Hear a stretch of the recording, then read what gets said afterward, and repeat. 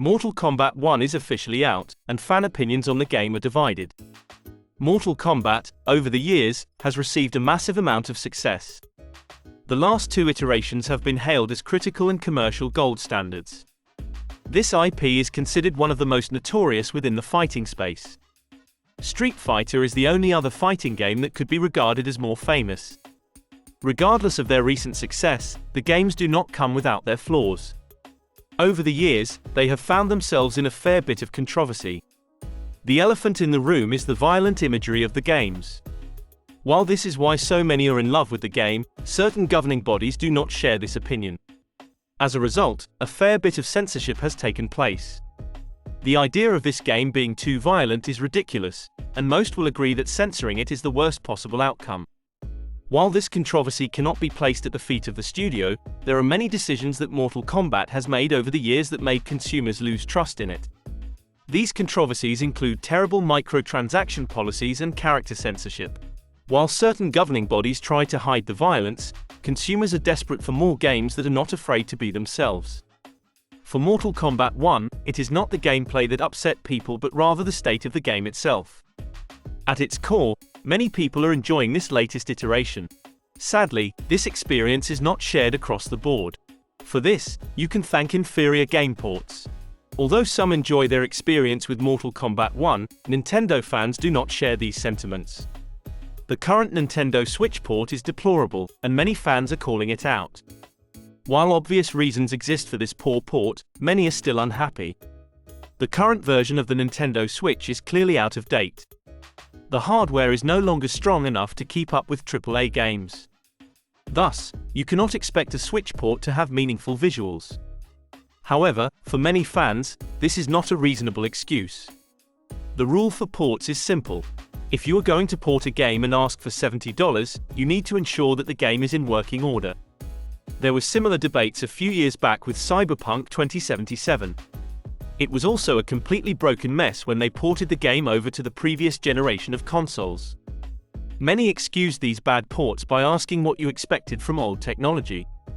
While at its core, this is a fair question to ask, the studio is still responsible.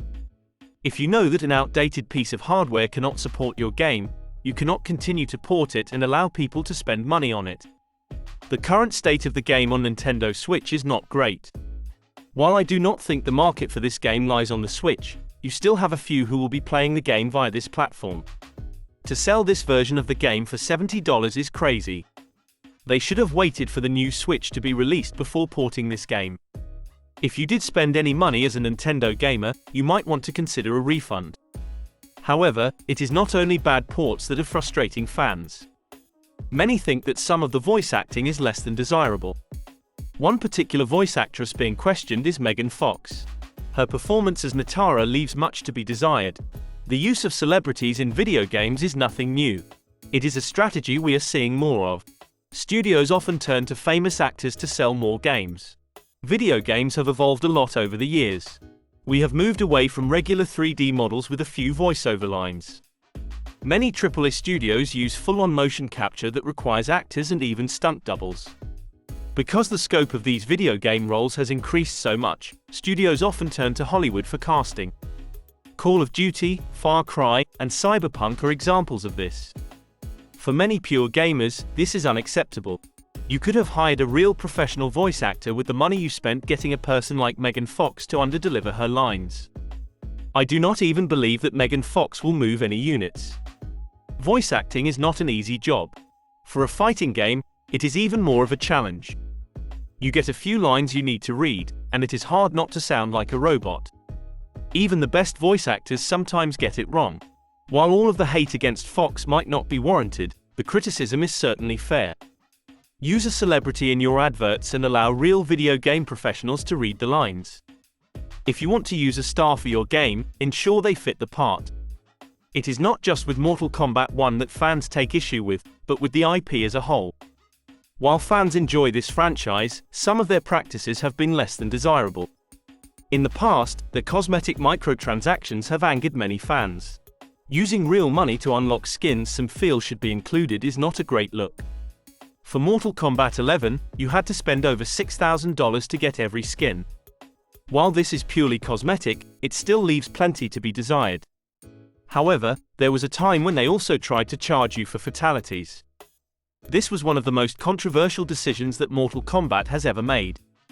The pushback from the community was swift, and since then, they have not tried to do anything like that again. Sadly, if they did that again today, they will likely get away with it. Microtransactions are a massive part of gaming, and many fans justify it. In addition to this, other forms of censorship have also been under the microscope. The portrayal of women has been a hotly contested topic.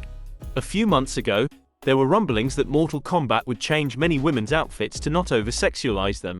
As you can imagine, this outraged many in the community. Revealing clothes does not always mean you are sexualizing someone. Even in cases where you are, most agree that it is still acceptable because it is a video game. Changing the appearance of certain characters is unacceptable to many. Due to this, many fans have been turned away from Mortal Kombat as a whole. Despite all of this, Mortal Kombat remains very popular. Fans are enjoying the current version of the game, and most do not care about past controversies. The biggest question is whether Mortal Kombat 1 is good. The consensus is that this is a solid game with a good story. If you look past the poor Nintendo port, you will find a fun game.